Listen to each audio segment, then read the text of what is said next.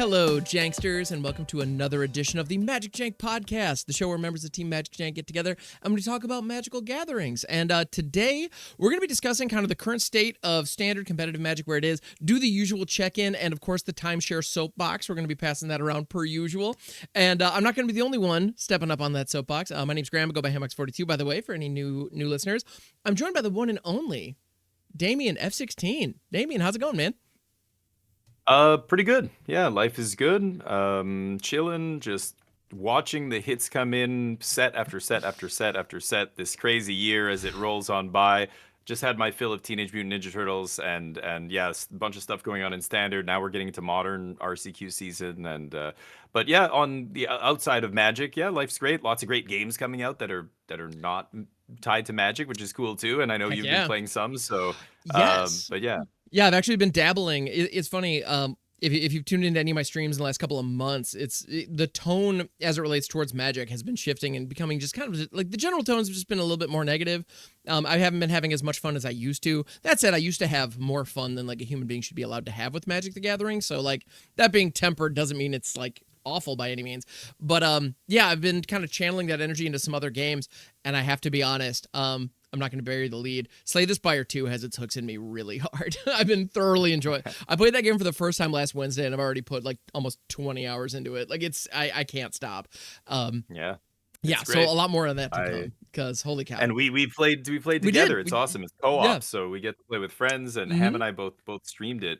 We did. It was last Wednesday, and yeah, if you want to jump in and watch us play, we'll probably play it again this Wednesday, I think is the plan. So that's definitely what I'm campaigning for. Yeah. Yeah. And if you like deck builders and you like, those kind of games, it's right up your alley if you're a Magic player listening to this Magic the Gathering podcast, which we will get back to Magic, but we will. Yeah, this side is important. There are other games out there that are really good and will appeal to you if you already like these kind of deep, trading or TCGs. We still call them TCGs, but the trading part is kind of like they're not right. CCGs. I don't know. You don't really collect to Slay the Spire. What a deck builder. No, deck builder. It's a deck builder. So the concept, and I heard people. It's funny because I've heard people talk about it a ton, because the original Slay the Spire, it was on my list of games that I should probably check out someday, that a bunch of people kept telling me was great, that I would love, and I just never got around to it, but recently I've been vaguely interested in roguelikes for the first time ever, and that's actually because, well, I now have a significant other who's into roguelikes, and so of course I want to, make her happy, so I'm trying. And I've never played Hades. I'm trying to get into Binding of Isaac, and it's interesting. But at the end of the day, like, the gameplay pattern in Binding is one that, like, doing it in multiplayer is fine, but when a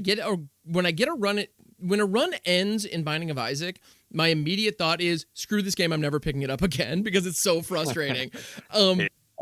Yeah, there's something about the gameplay pattern, the gameplay loop, that just doesn't do it for me specifically. And I know it scratches that itch for other folks, and that's great. Good on you. I'm certainly not saying it's a bad game. But the thing is, when I get done with the run and Slay the Spire, my immediate thought, no matter how it ended, whether it was a victory or whether I got absolutely schooled, and sometimes even more so if I've invested an hour and a half into it and I'm at a boss fight and I'm one turn away from victory and they happen to get me because my hand sucked. Like, those moments where I should want to flip my table and say, screw this game, I'm never coming back to it, my immediate thought is, well, I can't end like that. I got to fire it up again. Like, I got to go back for one more hit every time. Because there's something like that. Right, I can't go out like that, because the core gameplay of Slay the Spire is tapping into Magic kind of mentality, because so throughout the run, you're building a deck and you're using that deck, in like JRPG style combat is the idea. And so, but you're sequencing a turn feels very much like looking at a hand of Magic cards and trying to find the optimal lines. It plays differently, It's more fast paced, but at the end of the day, those skills 100% translate. Oh yeah. So if you're not a veteran card game player, the learning curve and some of those skills might take a while to step in. But if you are already playing card games in any capacity, this roguelike element where the runs are finite, there's a huge element of random chance. Even the number of fights that you have, or like what kind of items you get, they're all completely different run to run.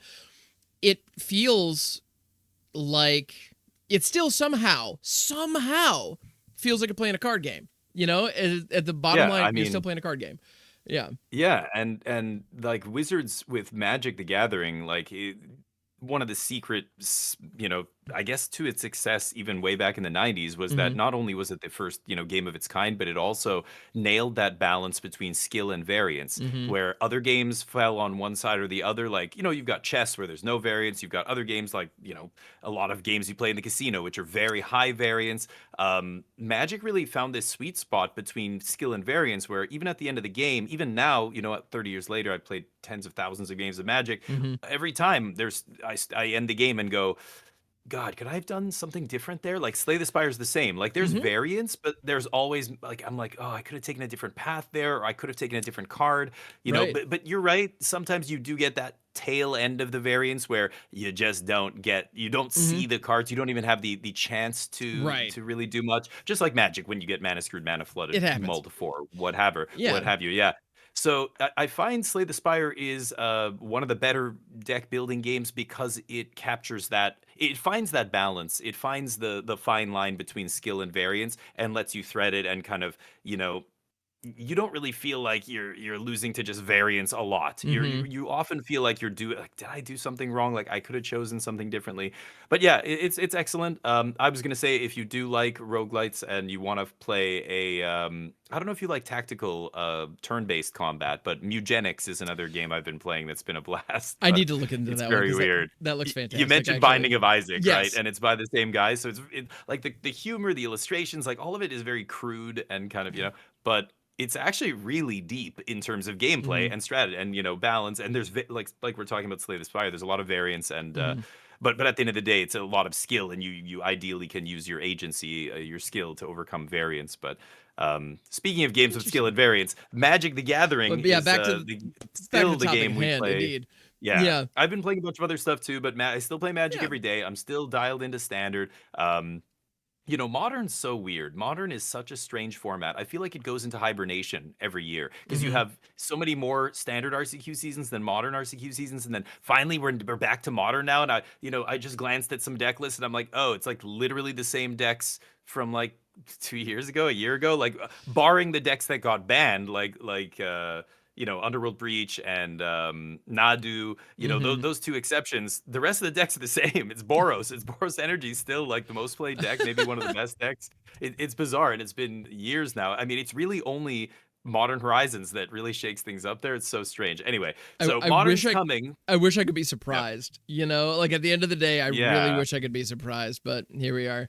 Yep. I mean, yeah, there's a couple new decks that pop up here and there, but for the most part, it's yeah. So, Yeah. so standard is just wrapping up. So we've had a whole big, long, competitive standard season, right? I Mm-hmm. mean, we've had many sets come out, but again, the card pool is so massive right now. So it's weird when I look at some of the standard decks. I mean, you still have decks like Demir, Tempo, or Kaito, the Mm-hmm. the, the Kaito Demir mid range deck.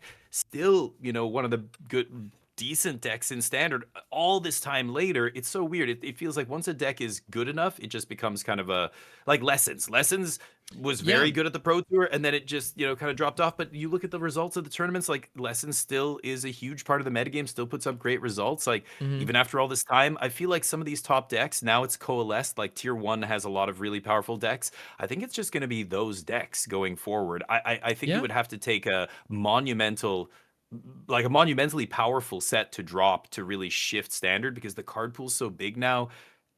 Each new set feels like it has less and less impact. I mean, Mm-hmm. Teenage Mutant Ninja Turtles barely push the needle. There's like maybe one deck, cool but rude decks coming out, and that's it. I don't know. Well, Go ahead. Yeah. each set is going to have less and less impact the unless the set itself contains the makings of one archetypal deck that can just join the pantheon. With Lore, Yeah. when we saw that with elementals, you Yeah. know, Yeah. like Lauren the was a super elemental deck powerful was just set. like, and the lesson deck that you mentioned, that was just avatar limited, just go. It's just, Yeah. so we Yeah. do Yeah. see sets having a huge impacts upon release, but only because one deck is contained almost entirely within that one set. And so Right. that almost feels like, I don't know, that that gives me a Modern Horizons vibe, funnily enough, Yeah. Yeah. because this I mean, notion of like it has to be intentionally crafted to match the power level of what these other decks are doing. And right. I really dislike the implication of that. because Yeah, I that's going mean, to just keep pushing the power level higher and higher and higher. And it's going to yeah. make, trying to brew or find any interesting interactions. And I find it's so weird and paradoxical how more cards makes creativity much harder, in my opinion. I don't know. It's a weird dynamic. It's a Yeah. weird space to live in right now. Um, Well, if you're trying to find the overlap in the Venn diagram between creative decks and powerful decks, yeah, that is getting that sliver is harder and getting harder, smaller and right? smaller. Exactly. Yeah, yeah. Yes. Yes. That's But exactly right. like Lorwyn is a great point. Like Lorwyn was, I think, the most powerful set they printed since Duskmourn. Hmm. So this is what I mean. Like they every like 10 or 15 sets we get a super powerful, or I don't know how many sets it's been since Duskmourn, but somebody did the numbers, crunched the numbers right before Lorwyn dropped. The most played out of all the cards in standard, they broke it down by set and they said which set has the most played Hmm. cards. Like out of all the cards that are seeing play in standard over the last 2 years of competitive play, which set is fielding the most cards? And it was Duskmourn, not even close. Oh, even more than Bloomburrow and stuff. I mean, I can part of that imagine. is because Bloomburrow cards got banned halfway through this. They were this data Sh- that they were putting Yeah. together. If the mouse deck had been allowed to continue, like Right. who knows? But yeah. Okay. But then Lorwyn, I mean, Lorwyn with the Shocklands are huge. And then, of Oh, course, sure. having a cycle like that, like just like the Overlords in Duskmourn, yeah, if they push a mythic level cycle, like where there's 5 of them and they're all insane, the Titans were like, we've had many examples of cycle. Hmm. Yeah, the Elementals are a great example of that. But Lorwyn is, yeah, just happened.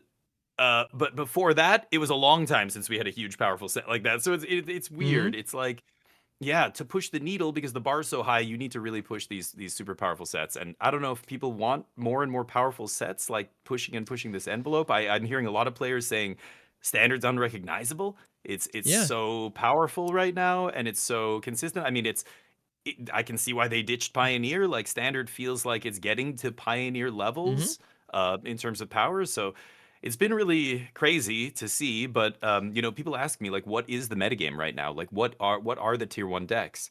And yeah, if I go by the data on from Magic Online and the RCQ seasons, it's mono green landfall is excellent, super resilient, super hard to nail down. That's the rock, let's say, of the format. Right. Paper is the aggro decks. There's a couple of really good ones. Is it Prowess is fantastic, Mm. and then there's a couple either mono white or Boros decks. There was a couple decks they were using Springleaf Drum for a little bit to try and pump out a bunch of guys really quickly, like the turn one Momo Springleaf, or Springleaf into Mm. turn two Momo something is really good.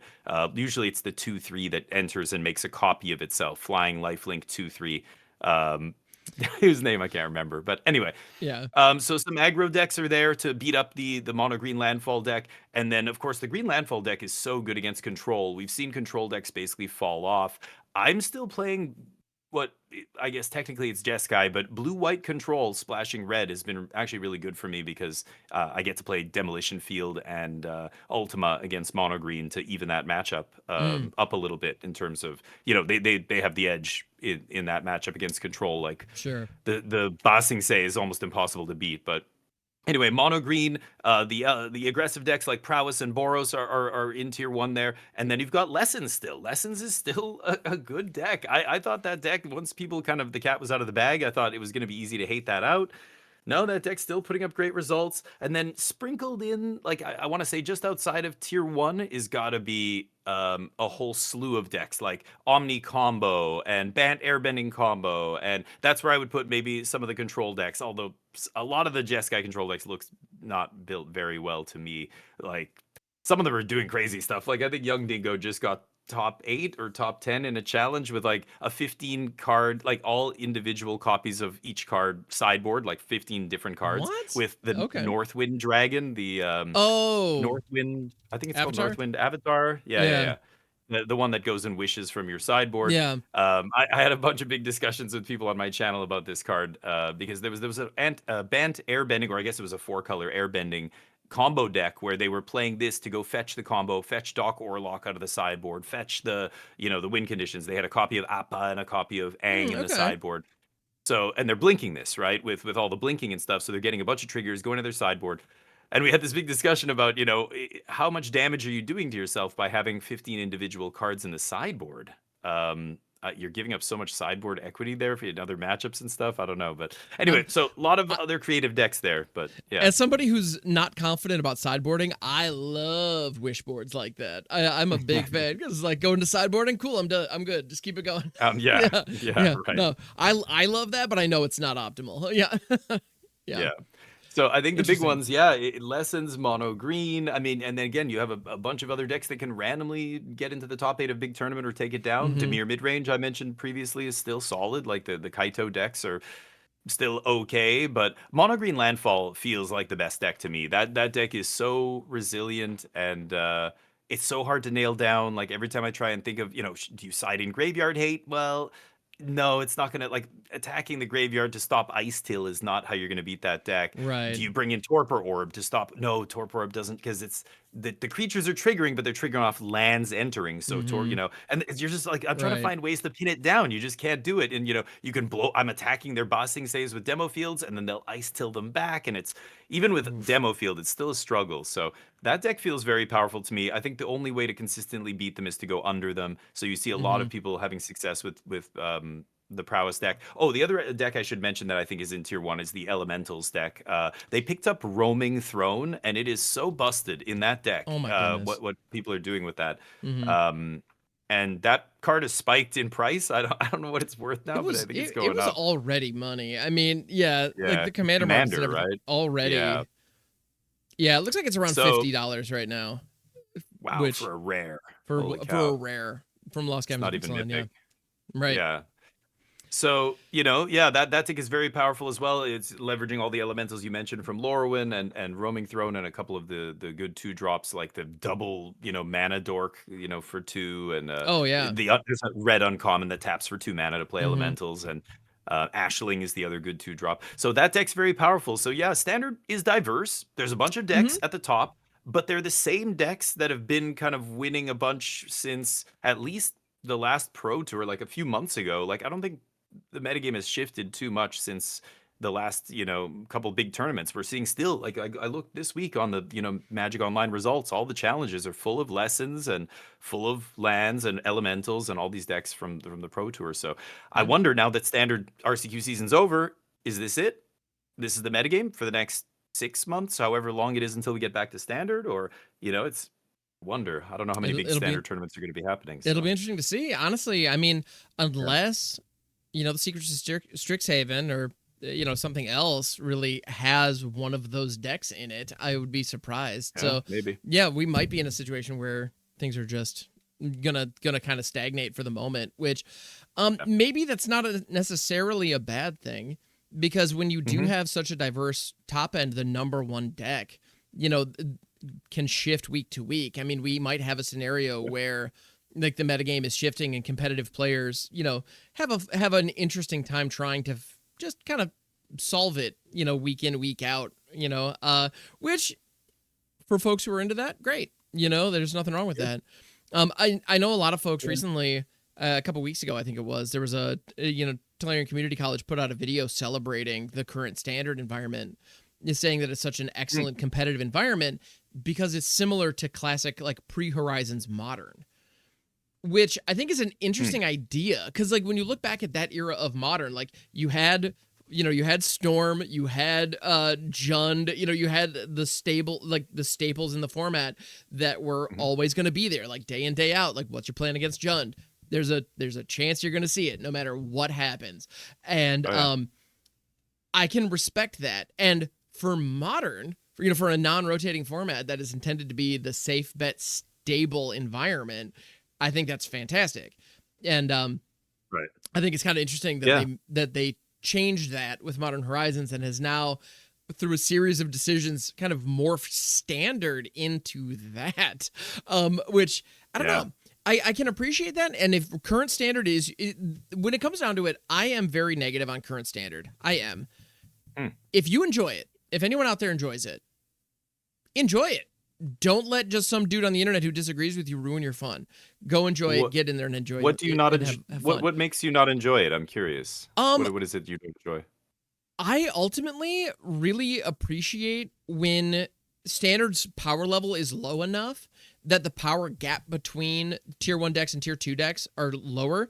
I've also I like a smaller card pool. That's really the bottom line. Like I just Yeah. very much enjoy a smaller card pool and more frequent rotations. The 3-year rotation Yeah, is the that biggest makes beef that sense. I still have, and it still is, and that's not going to change until they roll that back, and I don't expect they ever will. So, that's like Yeah. standard. When the moment they made that decision, at this point, that's a number of years ago now, that decision irrevocably like it changed standard into the thing it is today. And I miss old standard. You know, I don't miss old modern. I wasn't playing modern back then. If you do miss old Yeah. modern and you can scratch that itch with current standard, great. I'm glad that there's value in the current standard. That's beautiful and fantastic. I don't miss old modern. I miss old standard. Another Yeah. thing that but that is to say, I know that it's wonderful for a lot of folks out there, and there's a lot of value and merit to the current standard environment. It's just kind of hitting a different niche, and it's just working differently than it used to. And Yeah. I mean, yeah, standard is yeah, like next year, standard will be bigger than pre-modern. The format pre-modern right now, yeah, which is crazy to think about because pre-modern is big.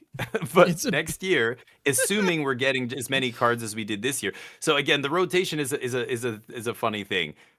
I was not against the 3 rotation mhm, initially if we were sticking to 3 or 4 sets a year. But right. the 7 sets a year, that is what's killing it. So maybe Hmm. this gets to the next thing I wanted to touch on. Yeah, You yeah. know, the Tularian Community College, you mentioned the professor putting out a Hmm. standard or video talking about standard. He just put out a video recently talking about um the influx of cards into Magic, just how many cards are getting printed these days compared to what we used to see from Commander, from how many precons. There was a stretch of like 4 or 5 sets there where we got 4 Commander precons every single set. You know, now it's down to 2 or whatever.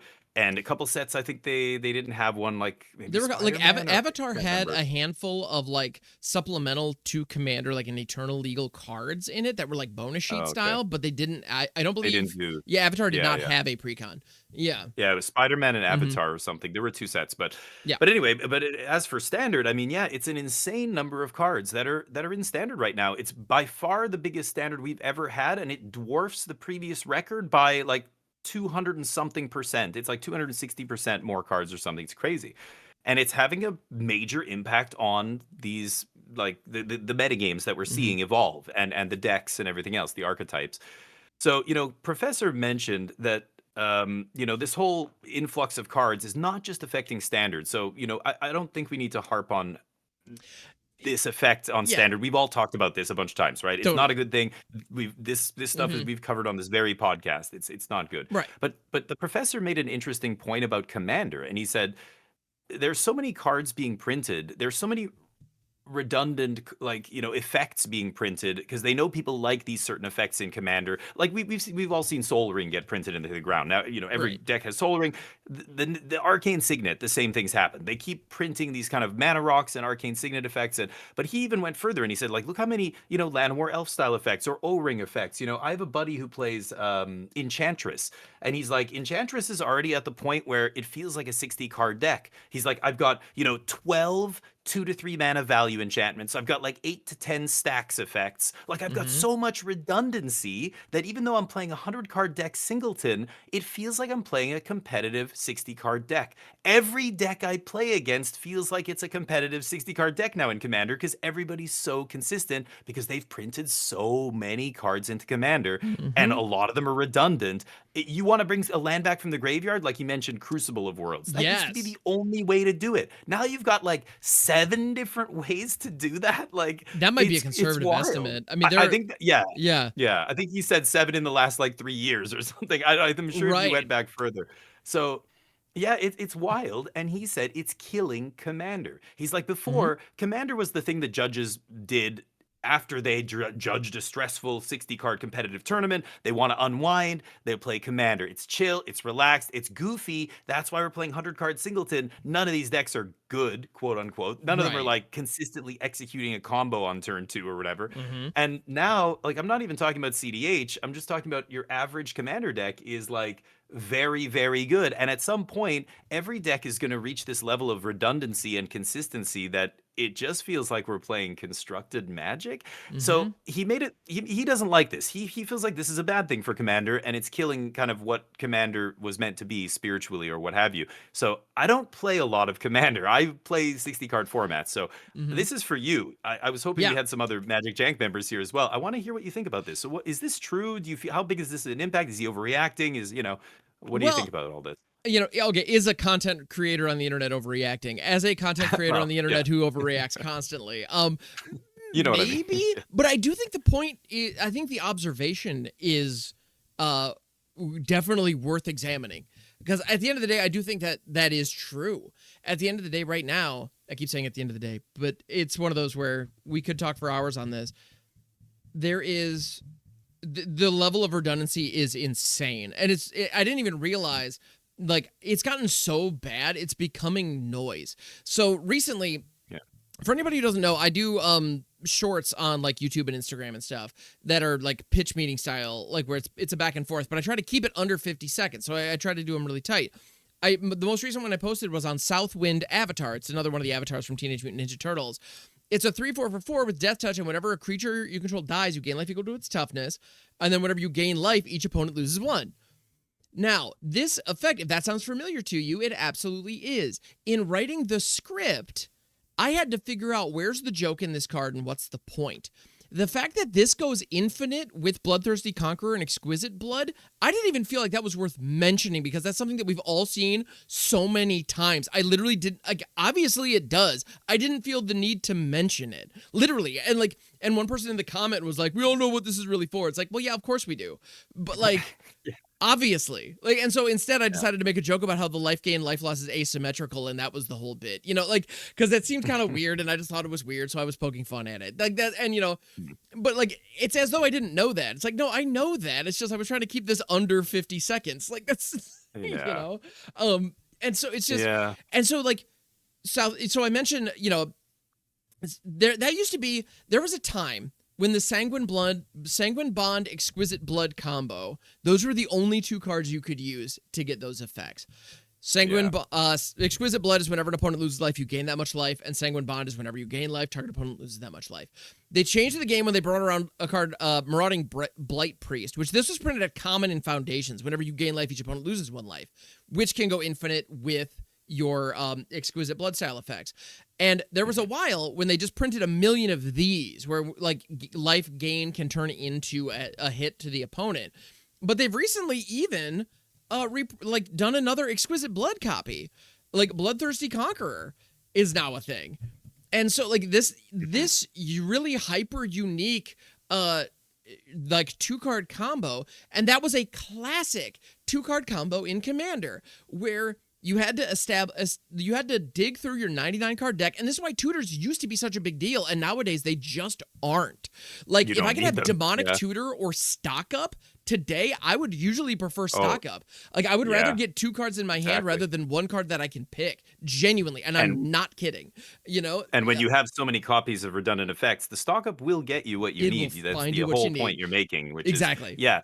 Back in the day, I feel like this is just lazy card design, and I don't want to crap on Wizards, but at the same time, it's like, when Exquisite Blood was designed, it was designed as this unique effect, like you said. There was nothing else like it. Cool. But now when they're designing new cards, it's almost like they're going back in time and going, oh, let's take this effect and just staple it onto a creature, and now it's a new card. We see this so many times with so many different effects. I mean, Ice Till is Crucible of Worlds stapled on a creature, and this thing is Rise from the Grave stapled on a creature. Or we see this so much, and it's part of the power creep. It's part of pushing, like, now creatures ETB and make treasure and do all these things. It's almost like they kind of cast spells in a way, but to me, it feels like rather than designing a new unique effect again, we're just taking these old effects, stapling them on cards, and calling them new cards, and it never feels like, it all feels recycled at some point. It's very rare that I see something that I'm like, whoa, that's interesting. That's very unique and has some weird effect on the game that not a lot of other cards can really replicate. So yeah, that is contributing to this whole issue Hmm. of like this redundancy and everything kind of trending toward the mean and being, the same kind of consistency. So you are noticing it. Now, Oh what do yeah. you think is the future of this? Like it's obviously unsustainable, right? That was kind of the whole point of Professor's video Hmm. there, Tolarian Community College. He was basically saying this is totally unsustainable. Standard, the number of cards getting printed every year. Commander is going to collapse under its own weight when there's so much redundancy. Like, why would people keep buying more Commander decks if they already have so many copies of the things they already need? Like, what do we like? It has to be some unique individual card to get somebody to buy a new product at that point, and they're Hmm. just not printing that many of those, or I don't know, they don't seem to be. So, where do we go from here? Like, what do you think's going to happen? Is this I, That's a great I don't know. question. Like, Yeah, and yeah, it'll be interesting to watch, and we all have a front row seat. The bubble yeah, is 100% going to burst, but the yeah. problem Like, the problem that I see with it is Wizards has, um, they understand that all they need to do is shave 1 mana off of a card, and they can print the strictly best version of an effect in an upcoming pack. And that's ultimately where the power creep comes in. And that will drive things forward. I mm, do suspect there's going to be a large contingent of players who reject that. I'm sure there already are. Plenty of folks who just don't keep up with new things at all. Um, yeah, but then we have an interesting situation though, where the yeah, oh man, at the end of the day, I do think it's ultimately unsustainable. I feel like the yeah. golden goose is gonna get butchered if they Milk keep this dry. up for sure. Yeah. Because you can't just, if Magic the Gathering had a card in it that was a sorcery for 5 mana that said you win the game, that would not be a satisfying gameplay experience. And that is kind of the No. culmination of power creep, right? Like when you get to the game becomes more, there's less exploration in every game you sit down for, and as the Mhm, speed of your casual, or your average card. So there being hyper powerful cards has always been a factor. It's always been part of the mhm. deal. The most busted cards that have ever been printed were in alpha. And so that's always been a thing. Understanding high power versus low power has I don't I'm trying to think of the words. I'm trying to find the way to say it. Because the commander, ultimately commander is a format that was intended originally to be casual. It was intended to Yeah. be lower It was power. yeah, And exactly. Yeah. I feel like it's almost impossible. You have to actively try to keep your decks lower power or keep them inconsistent. You have to make specific card decisions to minimize consistency. Like you have to actively try to make your commander decks bad now in a way that just was never the case before. And I think that's going to result in more and more field bads, and more people are going to not have the fun gameplay experience they're expecting to have in Commander. There's more onus Oh, yeah. on the players to identify their power level appropriately, uh, and to make their Or decks like inconsistent. Why would I make my deck inconsistent, like this intentionally? this is why I don't play Commander. Like, this is exactly it. Why would I take a deck like, when I design a deck, I'm trying to do something powerful. Like, I choose a concept or a mechanic or whatever, and I build around it, and I try and build the best version of whatever I'm Right. building, you know? Of But then to course. do that and then go, "Wait a minute, I don't wanna be in this category of deck." So now I have to, like, find subpar options to replace some of these cards with to make my deck acceptable in my friend group. Like, that just rubs me totally, like, it just makes no sense to me. Anyway, Right. so, Well, that's why and I've if never you engaged with it. sure, and Yeah. if you happen to open like $100 game changer, of course you want to play with it. You cracked it. Yeah, Like or a foil. right, Yeah, some exactly. fancy, yeah, yeah, yeah. Yeah, so So, it's yeah. I think it's interesting. I think, adversity is the mother of invention, and Mhm. that applies to magic. When you are restricted in terms of your resources, in terms of the options you have, you are forced to get creative. You Mhm. have to do something crazy now to make this work. How are we going to do this? Well, we don't just have Entomb, so we don't have some tutor. That's why I love Pauper or Limited, Yeah. where the restrictions are tight. So you're very restricted on what you're allowed to use. That breeds creativity. That's where I see a lot of creativities like Pauper Mhm. Commander, or we play uh even things like Dan Dan and weird game modes like that. Oh Like, yeah. it forces like some of the cards in these Dan decks. I literally pick up this like stronghold, card. I'm like, what is this from? Like, but it's perfect in this format. It's ideal, and you had to get Right. creative to find these weird Hmm. choices to like make it all work. I like that, and I feel like and I think this is kind of to the professor's point, which is that is disappearing from Commander. Hmm. Now you don't have to you don't have to bend over backwards to do anything. We just get everything given to like even the most powerful things don't really have a ton of drawbacks. A lot of them are colorless. Something like Roaming Throne is a perfect example of a card that just like here you go. This is going to be for every single commander deck out there. Like just like Arcane Signet, Yeah. just like Solar Ring, just like, there's so many Well, cards like this. It's like, why? and that's also Yeah. something that I've experienced when it comes to standard, and this also applies to commander. I love jank brewing always. My affinity for jank and love of jank is, I mean, the reason that MagicJank is called what it is, I believe, like in my understanding of it, because at the end of the day, creating putting weird pieces together and creating a machine that is powerful out of disparate parts is really satisfying, and that's always been the Yeah. part of Magic that I've loved. The thing is, right now, the hyper powerful, massive things are the meta. Well, yeah, In because there they used to don't be a ask anything time, of you. They yeah, just do the thing. So yeah, there, they're the there, best. there used to be a time where if you were going to be consistent, it was powerful enough to win the game.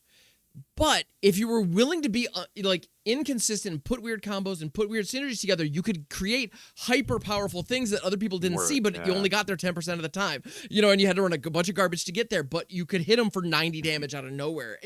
Like you'd had Yeah. those moments, or like you had your phage combos where they lose the game on the spot. You had those kinds of things in the Mhm. jank realm that were insanely powerful. The most powerful things you could possibly be doing in the entire game used to be relegated to the mad scientists who were cooking up weird things in the back end. And the designs were for decades in such a way that you could do those things, but if they ever became too consistent and too powerful, cards got banned, and like that's where those Yeah. hyper powerful combos, and we saw Omnath and Uro being great examples of cards that in their days were seen as too consistent and too strong, even Mhm. though a lot of the times what they were setting up was kind of janky. Meanwhile, now we have cards like Mightform Harmonizer, and this is one of like 8 versions of a card that when a land enters, you double attack power. I mean, Yeah. between cards like this or like Mightform Harmonizer, frickin' Ouroboros, we're getting to a point where dealing 80 damage on turn 5 is just basic meta stuff. Like that's not the parlance of weird mad scientist jank lords anymore. And that Yeah. really stinks because as someone who's trying to find weird, interesting interactions and trying to build weird machines, how am I going to find Well, yeah. anything that's more powerful than the consistent decks right now, even if I'm willing Well, to and be you're inconsistent? Yeah, Yeah, and you're right, and it is what is satisfying about Magic. It's when you have a deck that is greater than the sum of its parts. It's right. why I've never really been drawn to mid-range decks. I feel like decks Sure. with a bunch of just individually powerful cards in them that can either lean aggro or control. That just literally just a bunch of cards across the curve, but they're so powerfully, they're self-contained and powerful. You don't have to Mhm. like Fable of the Mirror Breaker. Oh When yeah. mid-range was dominating standard, cards like Rafine and Fable, like you Mhm. you didn't have to do like they just were so individually powerful. You didn't need any other cards that synergized with them. They were, Mhm. and that's boring. Like that Right. is that is not interesting to me. Yeah, it's way Sure. cooler when you're playing kobolds or Llanowar, like the elves deck, or like some, Right. kindred decks back in the day that were very much about, these cards individually are really bad. But when they Mhm. all come together, oh, they're doing something really insane here. Right. Yeah, those days were great, and I feel like those days are long gone. So I Mhm. think that's part of the reason why when people ask me why I'm not as crazy about Magic as I was, and we talk about competitive Magic a lot on my channel, and I talk about the fact that it is almost dead. It's on life support. It has been for a long time. I mean, it exists. There are tournaments, but it's a pale, shadow of what it once was. When Starseed Games was doing all these tournaments, when Wizards was much more active, when there was better prizes for the Pro Tour and Mm. easier ways to get in and all that other stuff. Um, it's unfortunate. I feel like they moved away from the competitive Magic, but now they're oversaturating Commander, and that's causing a problem. So I'm starting to wonder where this all goes, and they don't show any signs of slowing down. Like I'm not sure Yeah. how many sets are coming out next year. I'm dreading the announcement this fall or whenever they announce it, but Yeah. um We'll Well, see. It's going to be interesting. and with these redundancies and hyper powerful cards being printed into standard, I almost feel like it's not. I feel like the formats are less distinct than ever. You know, I feel like a lot of these talking points, talking about Commander, talking about Standard. I mean, like that my last little diatribe there, I was thinking a lot about the Standard decks that I've been building, but it feels that way in Commander too. You know, like it just at the end of the day, the game, like every sector of the game right now is firing at a certain level and a certain consistency. They just are. Yeah. You know, I feel like, yeah, it's tough, man. It's options, right? I mean, the right. more options you have, the more things are going to be obsolete. Newer versions, better versions, like you said, mentioned stock up. Like stock up has made almost every other card draw spell obsolete. It's Kinda. just such a beefed up. I mean, I'm talking like dig through time was like an insane, like it's banned in modern and da da da. Well, I think at this point I've accepted. I think stock up is straight up better. I mean, when I draft Vintage Cube, I'm taking Wild. stock up over dig through time 10 out of 10 times. Like never ever touching dig. That's And gross, dude. What? and it's true. Oh yes, Right, no, it's true. fair, I mean, but when yikes. you look at the cards, you're like, no, come on, how can that be? Well, play with them. Once you Right. play with them, you realize stock up just lets you do essentially like it's not quite as okay. You're not looking at 7, you're only looking at 5, but it's so easy. You just tap 3 mana. It One has of them has to be nothing of blue. you. Yep. That's it. That's it. Dig through time. You're never casting dig on turn 3 ever, And No. turn 3 stock up is so clutch. Go get a sweeper for turn 4. Go get a whatever you need. Like it's anyway.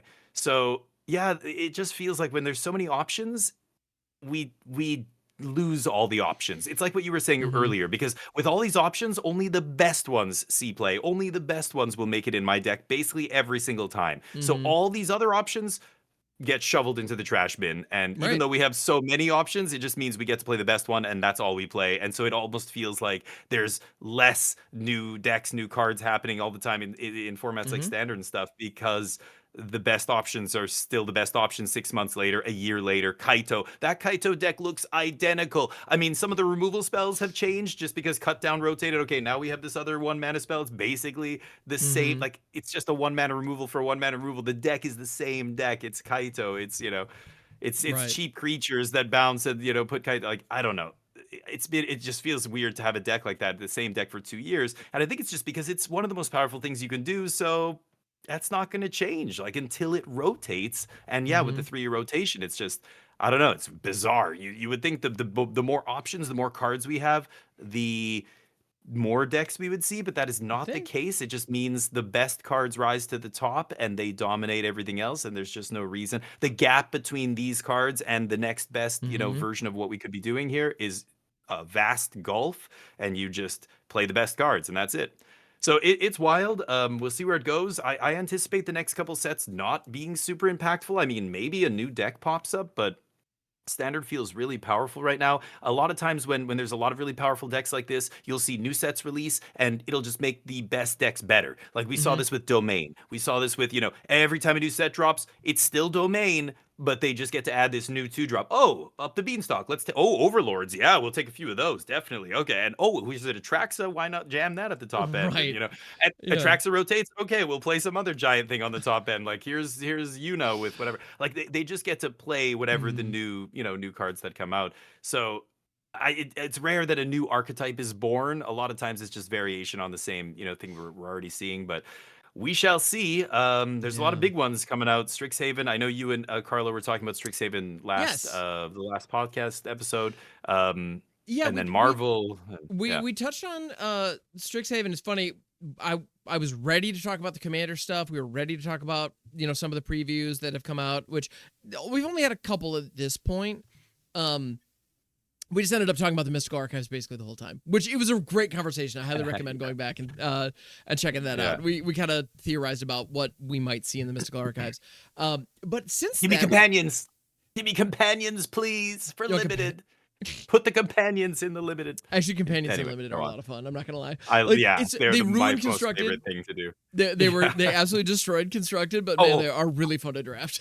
That's why Yeah. I'm saying as a Yeah. special guest. Yeah. Don't Oh, reprint totally. those cards in Yeah. standard, but yeah, let us have them in limited at least. They were a blast. So that's what I hope we see. That's But that was one of the things that Marks of the anyway, Machine did right, was having those in the you yeah, know, the right. through the Omen Paths bonus sheet or whatever they were calling it at that point.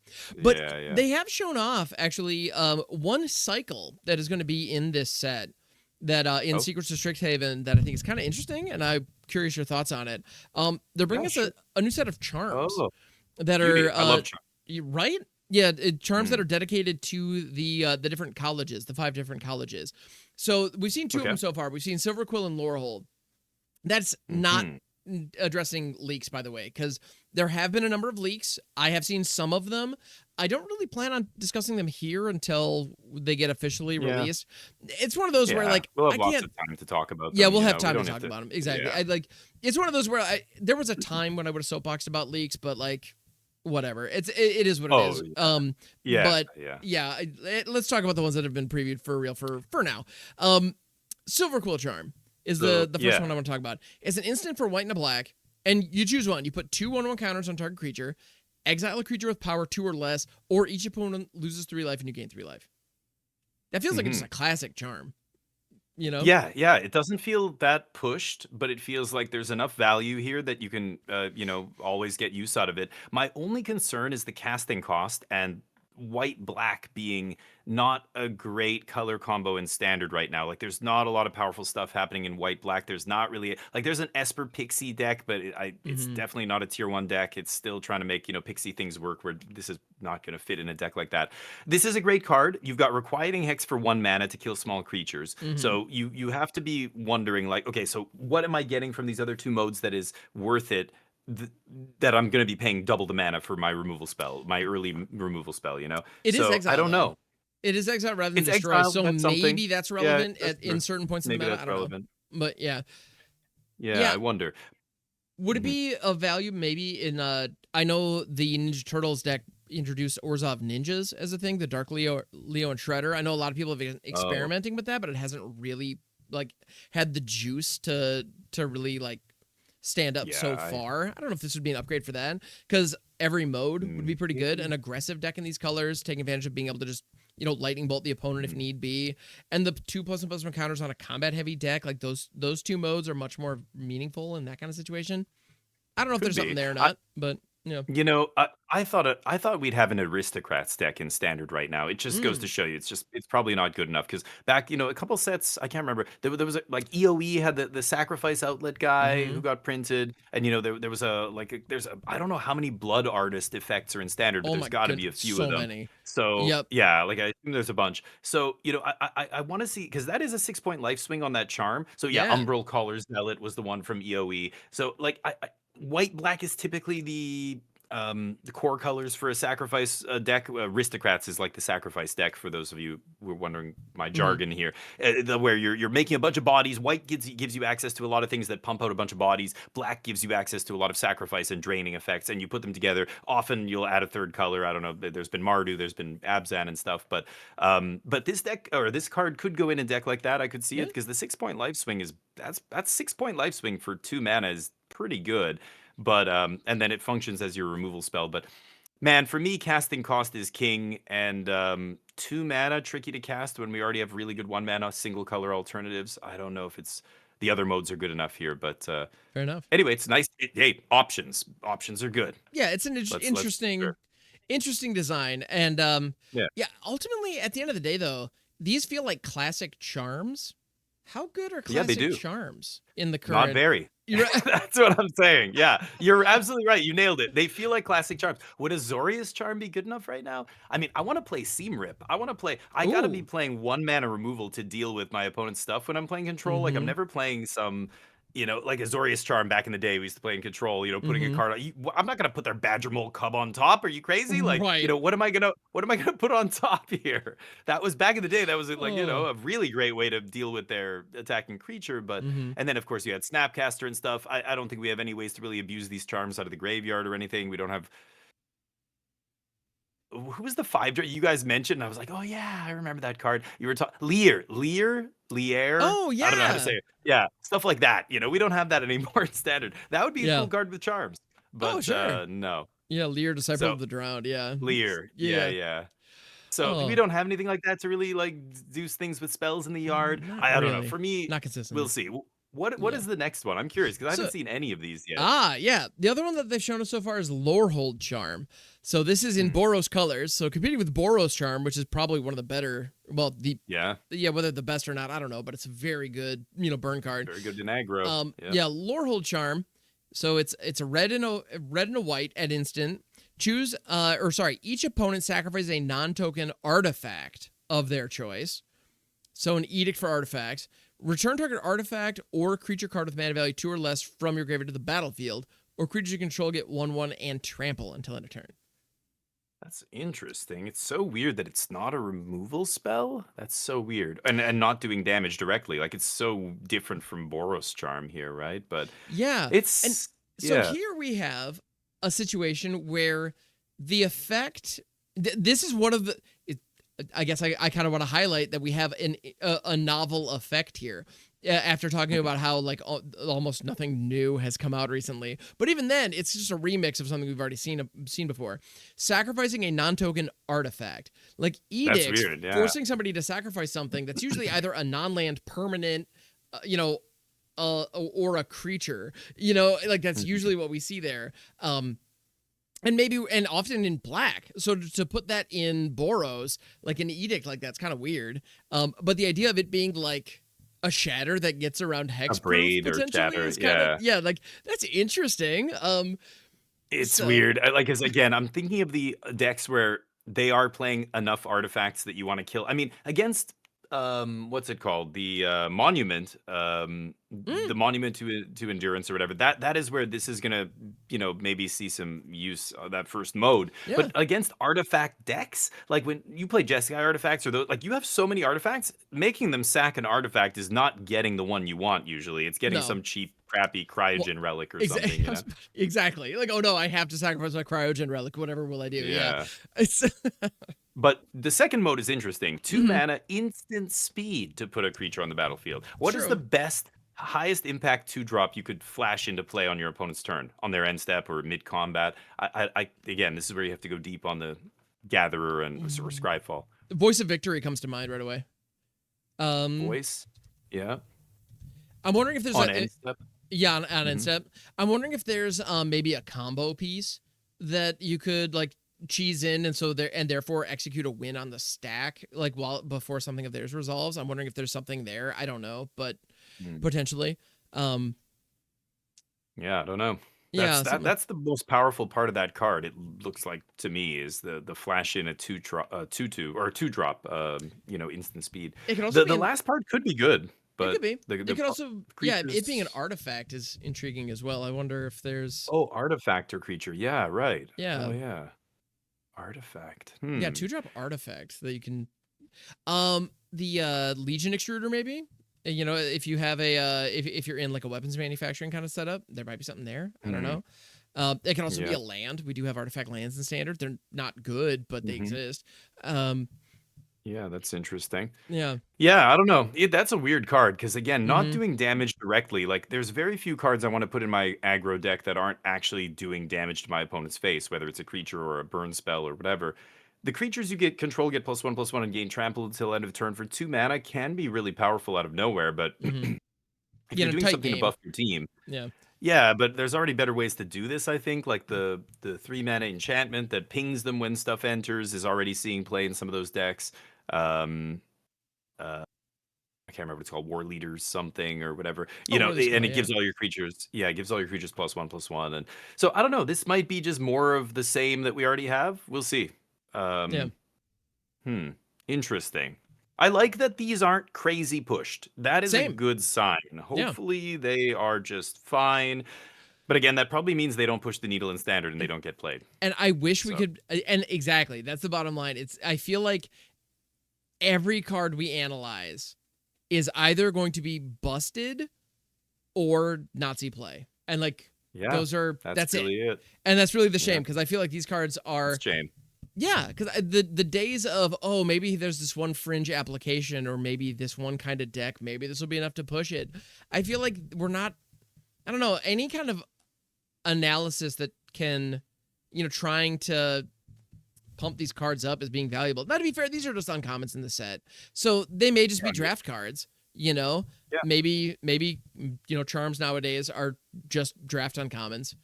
Which those are going to be great in limited. I will say that these are all going to be very good in limited. Like just those two that we've already seen. I assume all of them will be signpost uncommons for that school or whatever.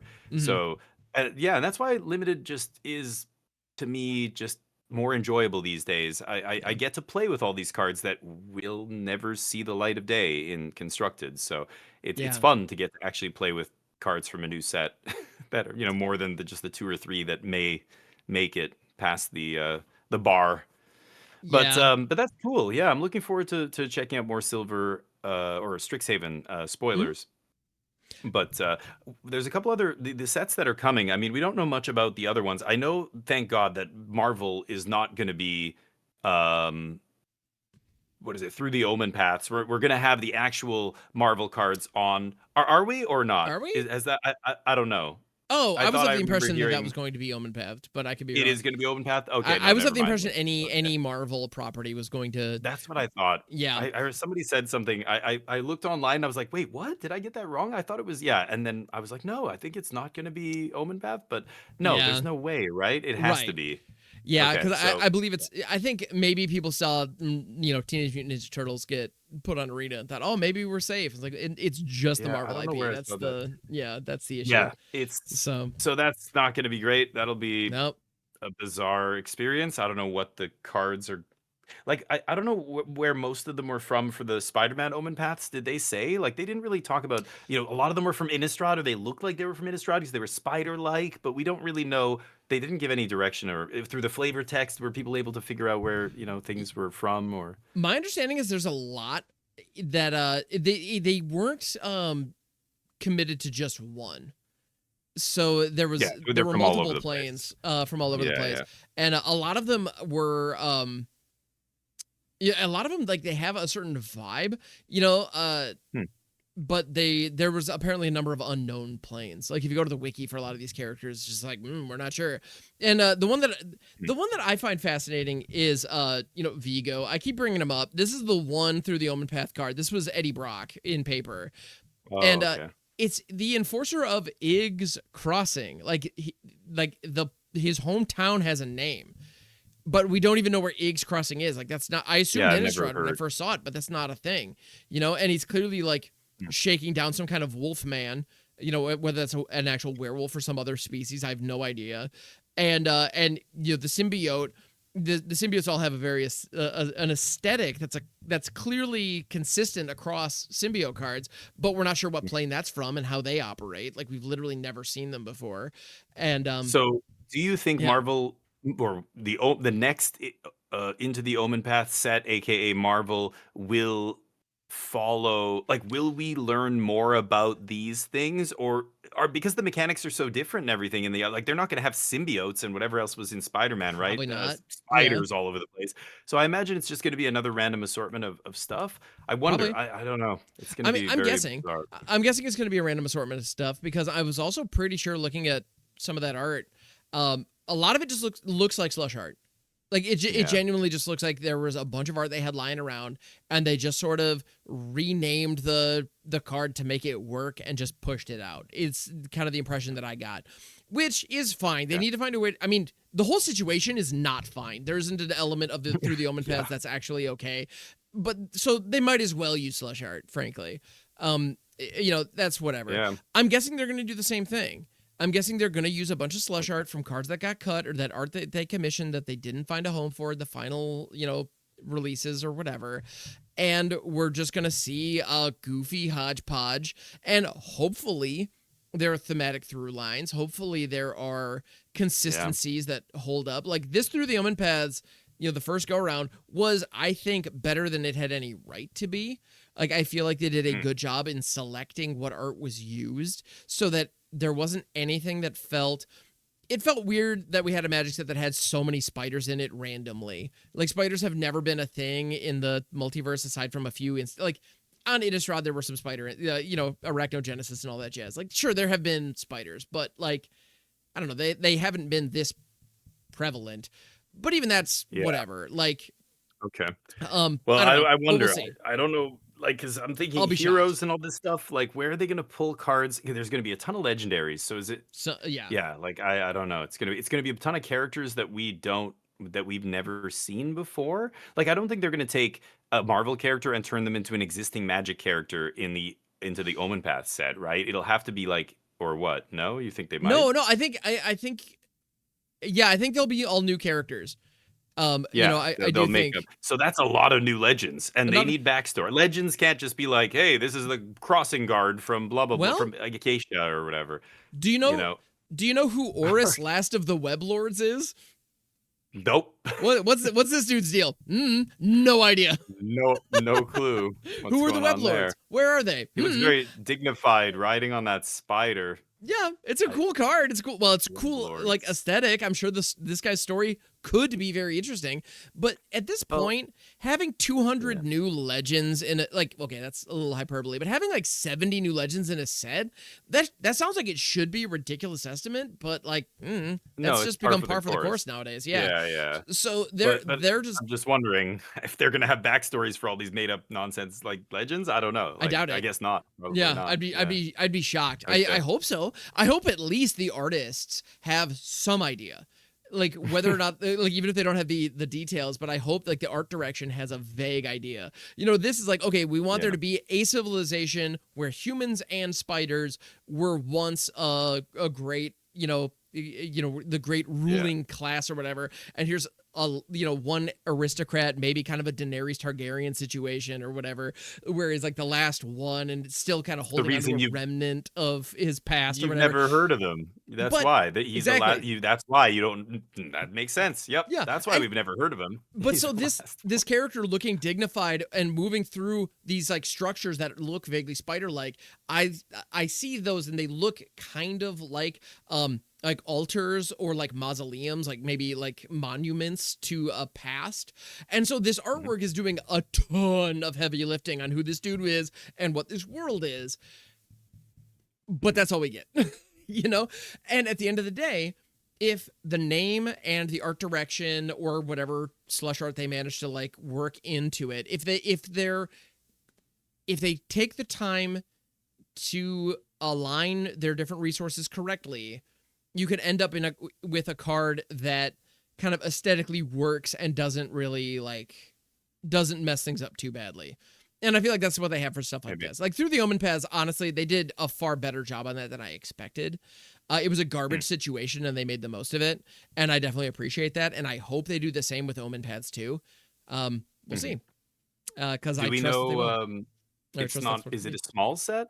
I don't know. I know Strixhaven's a normal size set. Is Overwatch or Marvel, whatever it's called? I said Overwatch. That was the other Marvel game way back in the day, wasn't it? Well, Marvel there's Marvel. Overwatch. There's Marvel Rivals. Overwatch is it was No, the yeah, but no. What was the game called way back in the day? There was like a Marvel TCG back in the day. oh, Overpowered. That's what it was. Overpowered. Overpower. Yes, I Yeah, remember Marvel I thought it was Overpower. Overwatch. Yeah. Yeah, Anyway, absolutely. I almost said Oh man. Marvel whatever it's called. I don't actually Marvel Superheroes. Is that what the set's called? I don't even know. I think that's what Yes, it's Marvel called. superheroes. Yeah, I'm not So, is sure. it a small set? We don't know yet. Okay. I think it's a full Yeah, size, but I don't know. Yeah. it's awkward. I mean, I've heard a lot of limited talk, especially about the last few sets being not 10 archetypes. I mean, almost all the Magic sets that were not small sets always had 10 archetypes in limited, Hmm. 10 color combinations that you could build, and they all had kind of different things going on. And the last four, well, as of Strixhaven, out of the last 5 sets, 4 of them have only 5 archetypes. 4 out of the last 5 sets have half the archetypes we normally get. That's a crazy trend, and I'm wondering how. Like Strixhaven's only got 5 archetypes. Is Marvel as a small set only going to have 5 archetypes? Like, holy crap, that's 5 out of 6 sets in a row with small archetypes. Like a lot of people, but it's funny. A lot of people were saying, these small sets with these half the archetypes we normally get, they're solved very quickly. They're not that deep. Blah blah blah, and all those things are true. Hmm. And it makes the set worse when there's only 5 archetypes and not 10. That's true, I think, Yes. objectively speaking. But does it actually even matter when we only get to spend 3 weeks with a set? From the time Lorwyn dropped to the time TMNT dropped, it was about 30 days, 32 days. That's how long we got with Lorwyn. And then TMNT came out. We've had, I guess, a month. And then we've got, it's a little bit longer. It'll be about a month and a half or a month and 2 weeks or something, a month and a week until we get the next set. So honestly, maybe 5 archetypes. I don't even, maybe it's not that bad because who needs 10 archetypes when the set's only around for a month?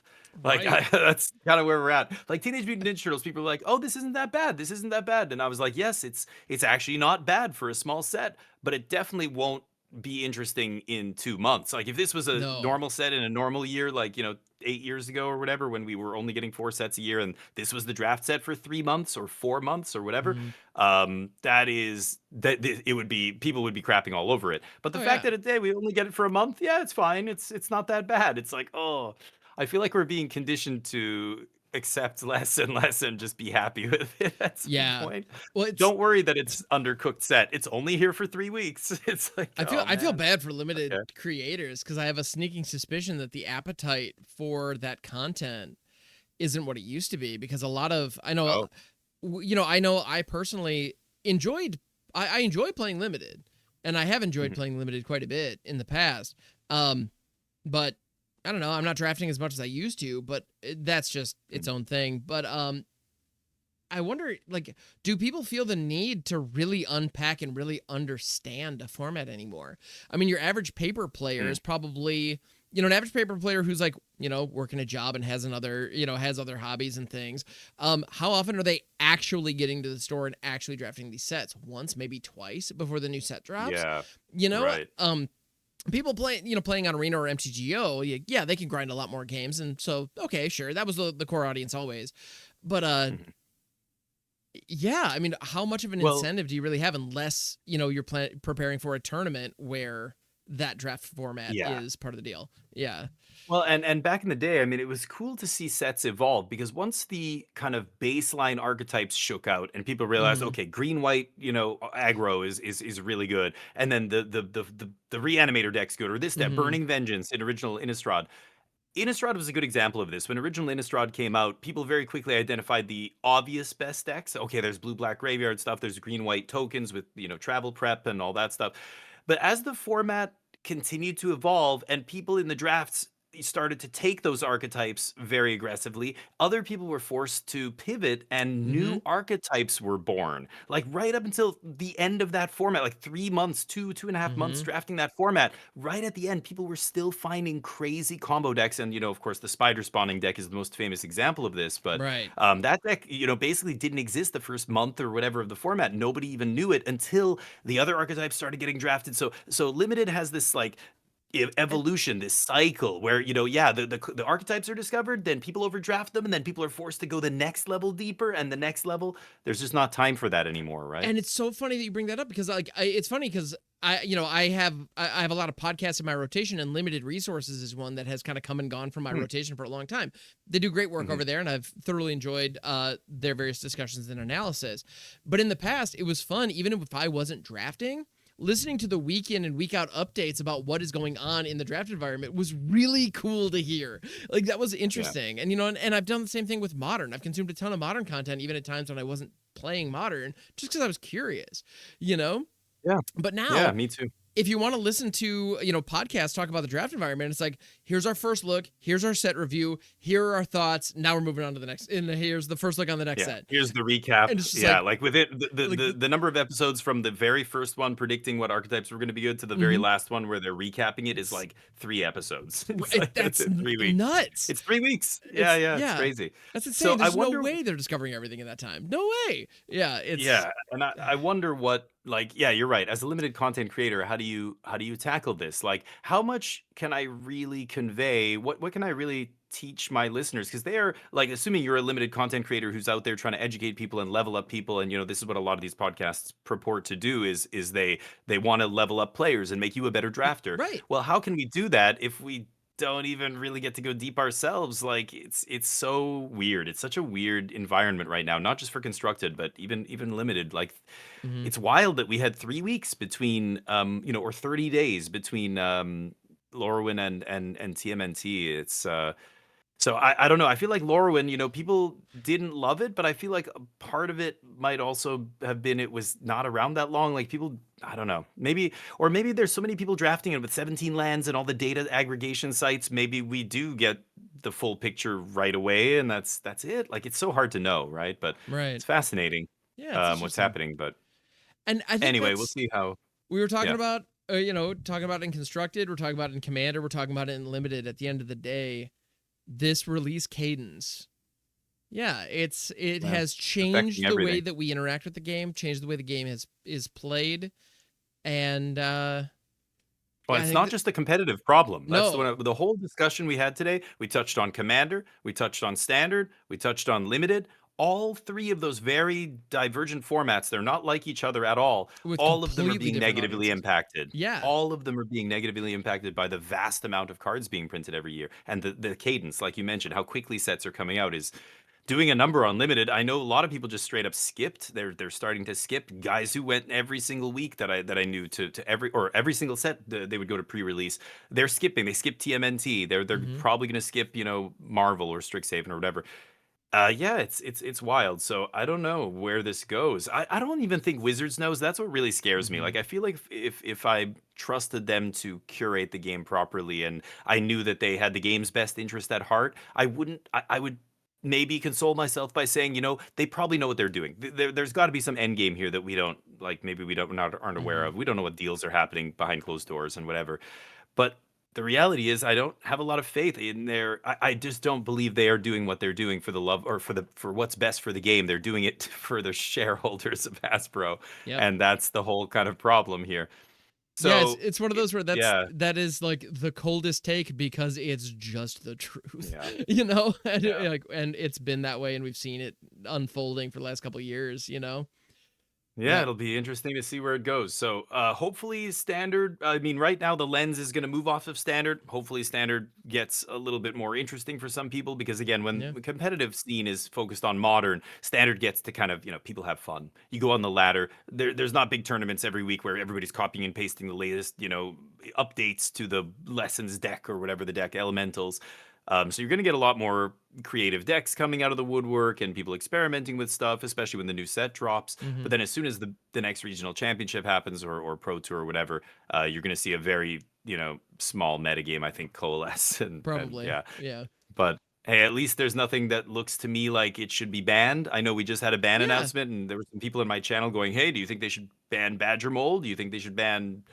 I think that was the number one that people were saying, and I just said, yeah, "Absolutely not. yeah. Zero, 0% chance." Badgermole Cup is Yeah. definitely kind of a defining card in the format. It is, but yeah, Yeah. I'm with you. I don't think it needs to be banned. There are plenty of answers, and there Yeah. it is a comparable power level to so many other cards out there, or it's close Well, enough. I think that and when you yeah, look at the list, look at the last few hmm events on Magic Online and stuff. You're not seeing a lot of Badger Mole Cub right now. no, It's not many Simic Badger Mole Cub decks or any version really. There were some 4-color versions playing Bright Glass Gear Hulk and stuff to win the mirror, but now like there's no point in beating the mirror if the original deck you're trying to beat, the Simic version, is not really seeing a lot of play. right, So yeah, nothing banned. I guess that's the best we can hope for, right? There's no yeah, VBs. There's no like it's not a one deck metagame, so it might be stale. There might be decks that you recognize from a year and a half ago, like Demir or whatever, and you might be playing against Lessons every other match or what have you. But at least it's not tier zero deck, one right. deck that's so much better than everything else. So at least we dodged a It's banning this true. time. That's good. So we'll Yeah, see. it I don't know it when the is next one is, but it is nice that the mhm, challenges we're facing uh aren't yeah, just one overpowered thing. We have dozens yeah, of overpowered things. So here we are. Anyway. yeah. Well, let's see. Yeah, We'll see how it good goes. stuff. But yeah, so that's standard. But in the I meantime, mentioned this. you know, Yeah. we are also finding other ways to scratch that deck building itch. And that's why we started today Oh talking yeah. about friggin' Right. Slay the Spire of all things. I just want to Yeah. bring it back to that because at the end of the day, like, just because magic isn't scratching that itch doesn't mean that it doesn't deserve to be scratched. It's okay Yeah. it's okay to find joy elsewhere. I know we've all invested so much time in this game.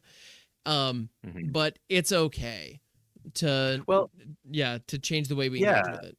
You It's shouldn't feel like sunk cost fallacy. Like you Right. shouldn't feel sunk cost about Magic because those skills, all that time you spent playing Magic, getting better at Magic, understanding the game at a deeper level, will translate to other games. You're not just Totally. squandering that time, that you spent. Even if Magic, yeah, you don't enjoy playing it, well, then yeah, like play something else and don't feel like you wasted your time by playing Magic and now you're not playing it anymore. So it was, a waste. That's never the case, right? Yeah. So yeah, we'll Yeah. see. But I encourage people out there to try other stuff and or if you love Magic, hey, by all means keep playing Yeah, of Magic. course. But it's just such a roller coaster. I never know where we're going next with Magic, so or what's gonna the Right. impact it's gonna have on the game, etc. So, For sure. however, I'm trying to think of anything else that I wanted to touch on today, and I can't think of anything. I wanted to. We talked about Commander, we talked about Limited and Yeah. Standard, This has been other a games.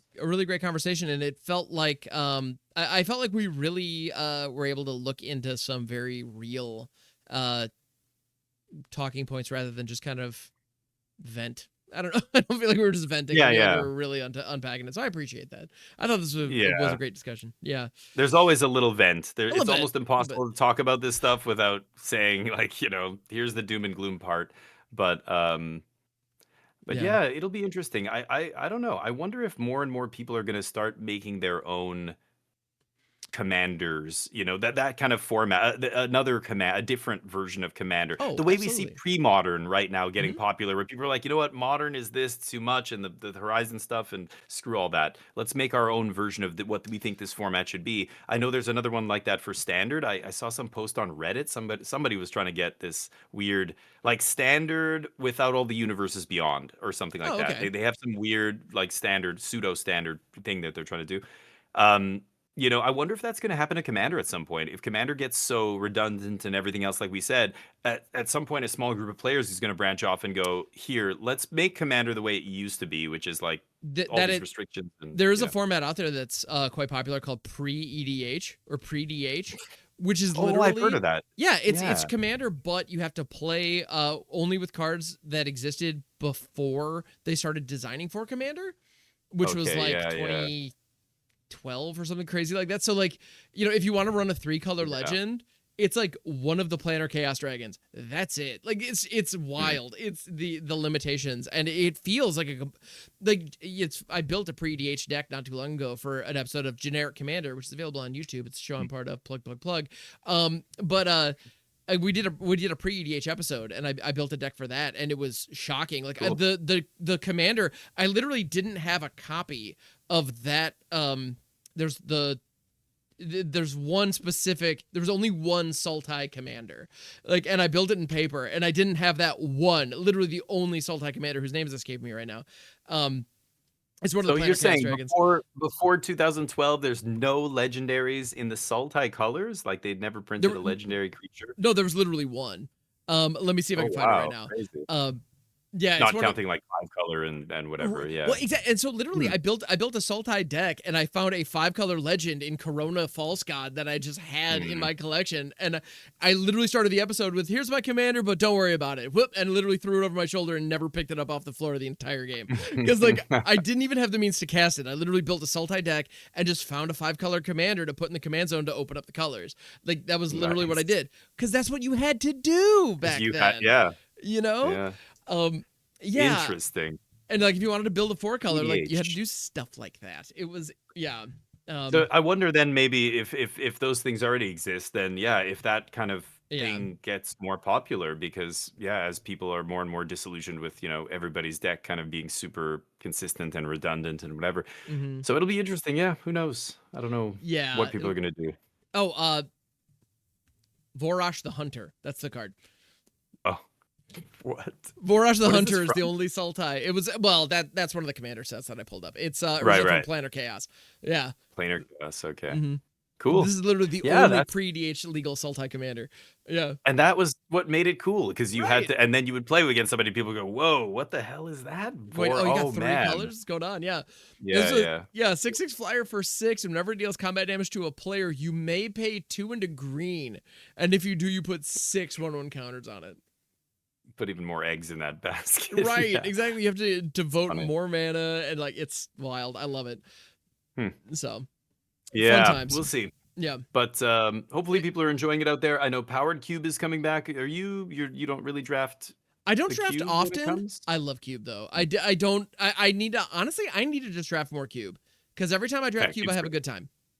The Always. EV sucks. That's the worst part about cube is, you're not getting the cards, you're not getting, it's You know but what though? I'm a firm believer. So whenever I went to an arcade as a kid, like my older brother would always go to like the skee ball or whatever the games were that gave you the tickets and would just like do that over and over and over and try to get as many tickets as possible. I went over to like the Ninja Turtles like side scroller beat 'em up machines or like Turtles in Time. the Simpsons, like side scrollers. Yeah. Those didn't give out tickets. The EV Nope. on those games were terrible, if that's really what you were looking for. But I had a really fun day playing cool games, and often with with my friends. And so, what's the value of a day? What's the value of your time? And at the end of the day, if playing in that draft, and every time I play the cube, I enjoy it. You're right that the investment isn't great, and like even if you win a decent number of your games, you're not going to get as much money back as you would on a standard set premier draft. So okay, sure, but it's way more fun, man. At the end of the day, it's playing the best set. it's It's right. drafting the best set you could possibly draft. Like it's a curated set.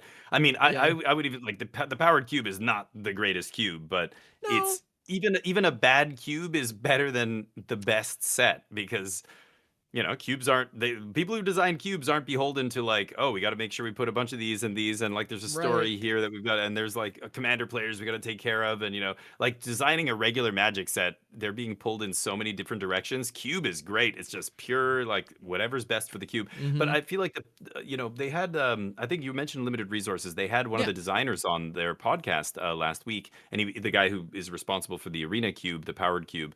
And he was Nice. talking about all the things with the cube, and they didn't ask him like, why did you color balance the cube? That's still the thing that bugs me. Like, you don't have to make all the colors equal in cube, and they did No. that for some reason, and I don't know Why? why. Like things like that still baffle me, but Huh. that's what I Yeah, mean. that I feels don't like a think it's the really best. Yeah, that feels like an arbitrary Yeah, restriction. Like I understand that maybe yeah, that's I don't know something to think about to start with, but you don't need to. yeah. So If at the there's end of the day still weird one color stuff. just has the better stuff, just let people play Yeah. with it and let people fight over it. Like yeah. Well, and they deliberately pushed Boros. The first time the powered cube came around, it was ridiculous. Like Boros was way better than every other archetype, and because it was way over supported, and Mm. things like Sanguine Evangelist had the highest win rate in the cube, like above Black Lotus or whatever, like above every other card, something stupid like that. What? And yeah, That's Sanguine Evangelist was like the highest win rate card in the set or something, according to 17 lands. The first powered cube version. Then that's it so came out funny. again the second time. They took out Bombardiers, they took out Gut, they took out a bunch of Okay. really powerful Boros cards. But when you hear the designer was talking about it, he basically said, yeah, we seeded a lot of red white into the cube because we know on Arena, a lot of people have no effing clue how to draft cube. They don't know. If you don't know the combos, if you see a Tolarian Academy pick one and you're like, like, is this good? Like, is just a land that makes blue mana? Like, like what do I do with this? Or you see some insane combo, LED. You see Lion's Eye Right. Diamond, and a new player looks at that and goes like, what the hell am I supposed to do with this? Mm-hmm. This is terrible. Discard. Oh But sure. Like yeah. if you don't know the combo, so they knew that new players would gravitate. They had to basically seed in a really basic, like straightforward archetype, but they went too far, and Boros was way too good.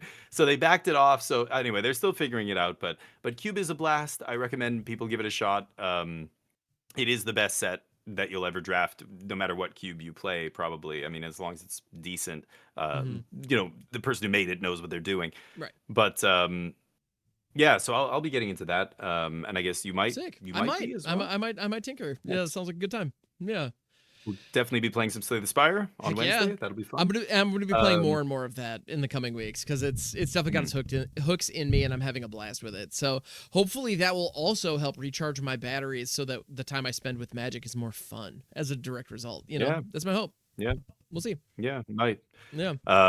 Any questions of the week? I don't have one. I didn't think of one. Yeah, I didn't think of one either. Damn Okay. it. I've got one for you. So last Okay. week, Carlo and I talked about the mystical archives, and we kind of gave our predictions for spells that might be included in the upcoming mystical archives. They're always instants and sorceries. Usually, iconic ones throughout the game's history. Yep. If you could put one spell into the Strixhaven Mystical Archive to be, which is the bonus sheet for the upcoming standard set, it'll be draftable, it'll be available, on Arena. If you could put one card into that, what would it be?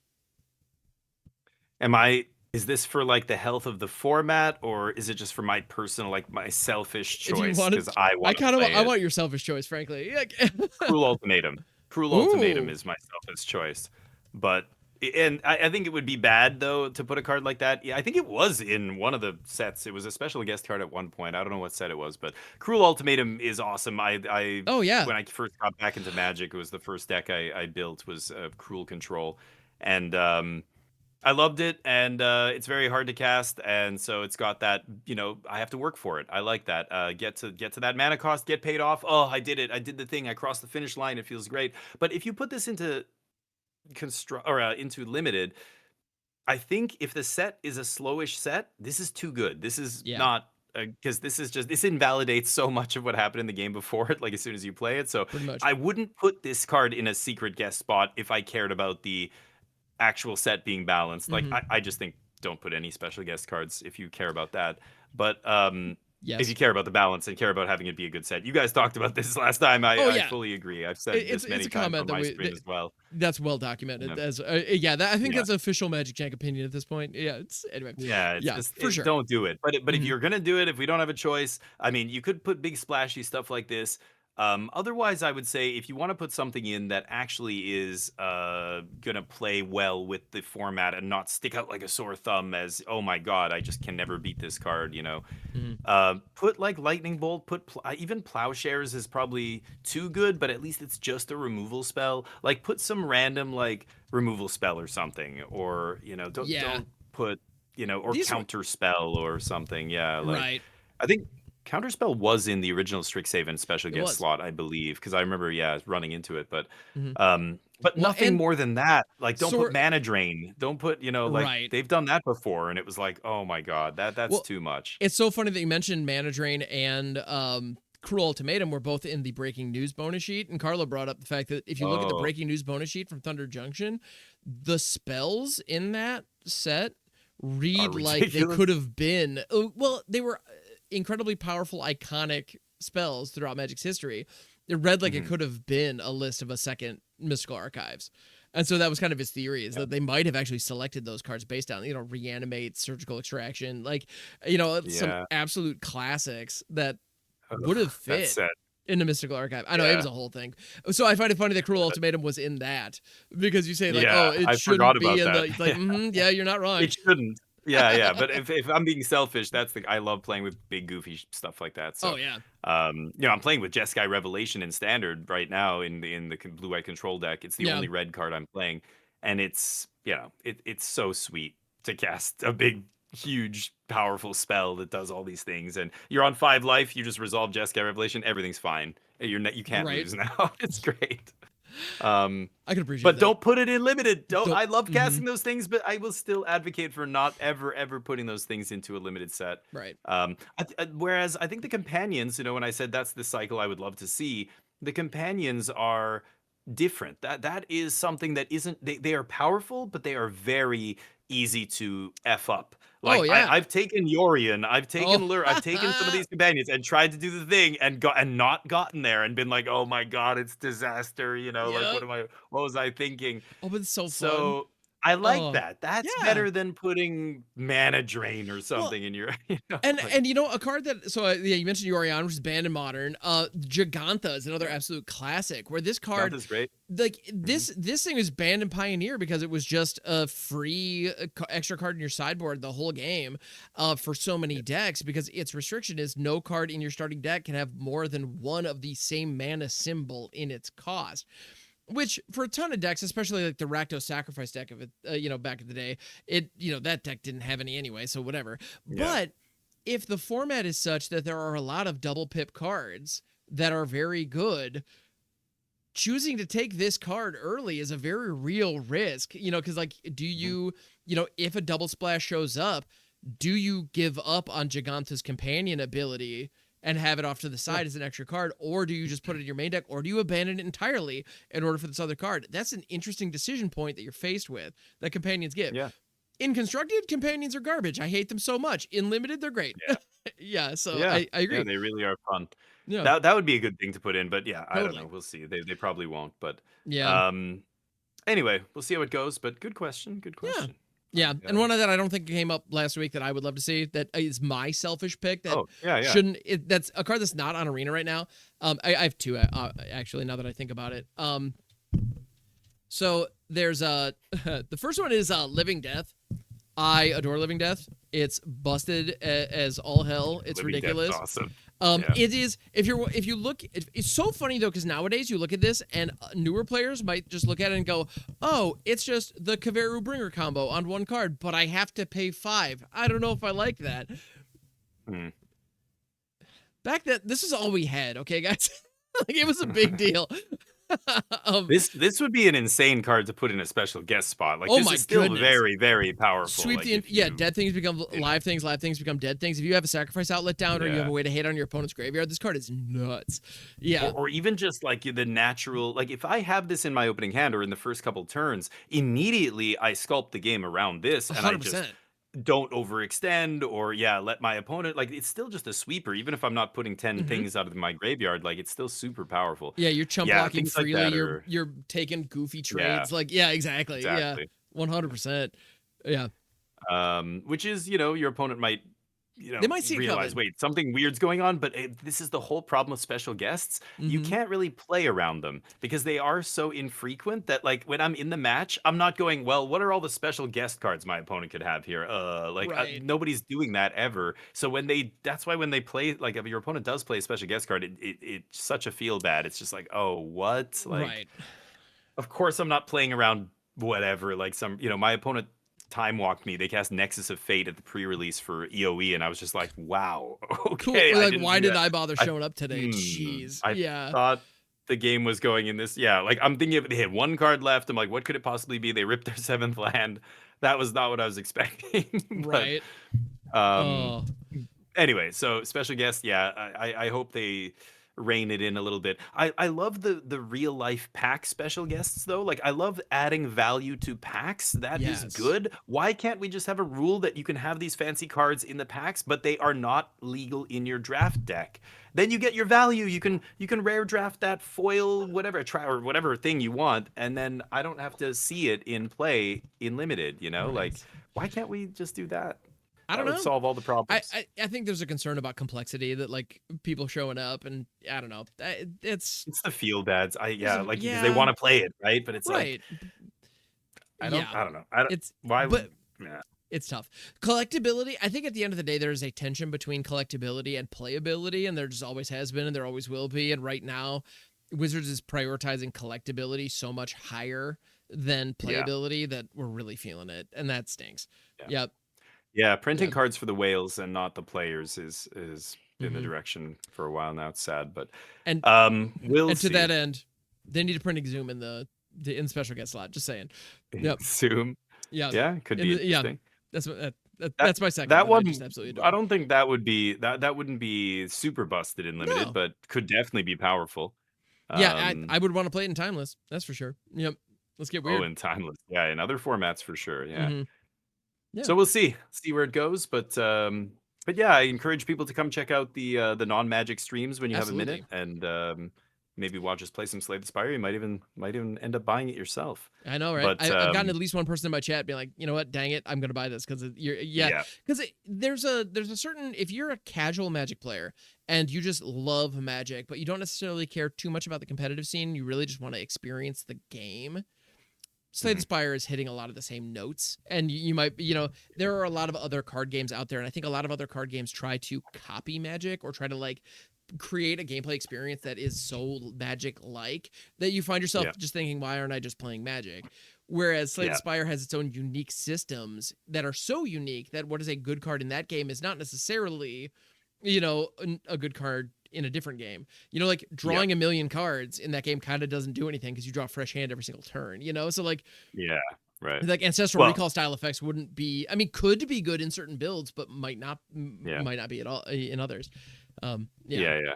And I So mean, I promise you'll spend a lot less money on Slay the Spire than you will if you play Magic. So 25 bucks I one don't. time, you got it all. Yep. That's it. Yeah. Yep. But EV anyway, on that's pretty solid, I think. Yep. Anyway, yeah.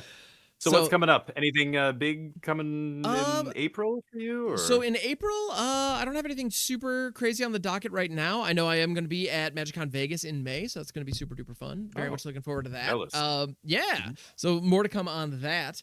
But yeah, other than that, going to keep doing the streaming thing, and I'm also in the middle of a Chrono Trigger run through, and I'm going to be getting that up on my Ooh. YouTube as I'm able. It turns out editing long form content when I'm actually editing it takes longer than I thought. In the past, it was a lot of just drag and drop, How stapling clips long? together. This one is a bit different. Yeah. How long are you these episodes? Like, how long is each one? Your I'm gameplay I'm episodes? planning on the episodes being around 40 minutes a pop. Between Oh, 30, okay. like 30 45 30 to 45 is wherever the natural break point is in those moments. But I'm streaming, so the way I'm doing it is I'm streaming Chrono Trigger to Twitch on Thursdays. So Thursday morning Mhm. starting at 8:30 a.m. Eastern time, I'm streaming that game. And I'm taking the VODs and cutting them up after. So I was hoping that I would be able to get like all the previous episodes out so that people could keep up with it live, but given the amount of editing I want to do on them and how much time I don't have in the day, that's not going to be realistic. Yeah. So, but I have been doing kind of informal recaps, and I am also part of the reason that I'm willing to edit them is because I am taking time to stop and chat with chat about what's going on, what I expect to happen next. And so I expect a 4-hour live stream to get edited down to like 3 hours of YouTube content or something like that. Yeah. So Okay. but yeah, Cool. it's proving really fun, and I'm having a lot of fun assigning weird character voices to all the different NPCs. It's a Oh, you're blast. doing the voice I'm work. doing I'm Yeah, doing nice. voiceover for all of them. Yeah, it's a lot of fun. Cool. Yeah. So yeah, so that's Nice. Thursdays. Slay the Spire Wednesdays, probably individual Slay the Spire runs at various points in the week as well when I'm done with Magic. So Mhm. Yeah, twitch.tv/Hammocks42. that's what I'm Yeah. That's what I'm How doing about as you, man? well. I stream every day. I'm still streaming Magic 5 days a week, except Wednesday now because I'm playing with you guys. We're playing Slay the Spire, and then I usually just let chat choose. That's what I've been Nice. doing. So I stream Magic in the morning. We do our dailies. We play Standard. Maybe we do a couple drafts or whatever. Whatever's up on Arena. Maybe Powered Cube, I guess, is going to be up soon. I'll be starting to do that. And then I just have a vote. I just let chat choose, and I give I them a love it. choice. Like I'll put Slay the Spire and Mugenics and Helldivers and Hades too, and I just put a whole like 5 or 6 games, and they choose, and then we play that. And if there's enough time, I go to the next choice, and we'll just play that one. And it's Nice. been great. That's what I'm doing these days is split stream. I don't have as many viewers as I did when I was only streaming Magic full time, I but get Yep, that's same. totally fine. I don't care. Like for me, Yeah. I need to enjoy it first and then care about viewership second. So Yeah. that's how it's going. But yeah, we're still playing lots of Magic. I'm going to be doing a 24-hour stream for Strixhaven. I didn't do giveaways for the last one for TMNT. I didn't make a big deal out of it or anything, but I'm going to be doing more giveaways this time. And yeah, it'll be great. We're going to do 24 hours of Strixhaven, just nothing but draft. I basically just stopped doing constructed at all in the early Hmm. access. I just only draft now and just really try and learn all the cards in the set and everything else. And then we see what happens in constructed when players who are better deck builders than me get their hands on it. That's really what it is. Let the good deck, let the CFT socks of the world find the great builds, and then I wait that weekend after the set drops.